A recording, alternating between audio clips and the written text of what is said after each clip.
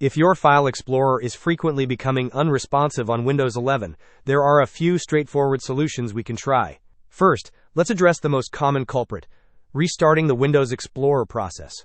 To do this, press Ctrl, Alt, and Delete simultaneously, and select Task Manager from the menu that appears.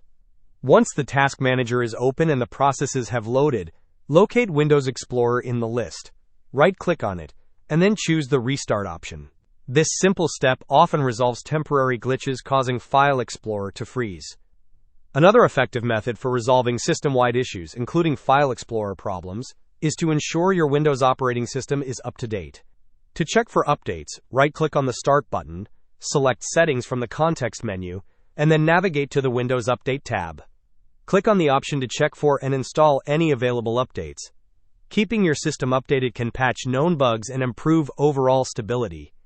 Finally, performing a disk cleanup can help free up space and remove temporary files that might be interfering with system performance.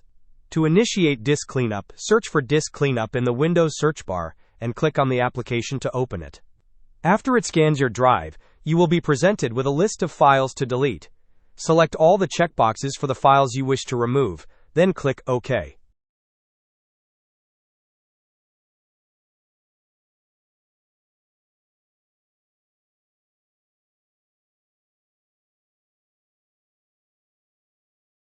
Confirm your choice by selecting Delete Files. Hope this was helpful. Don't forget to like and subscribe if you enjoyed. As always, thanks for watching, and I will see you in the next video.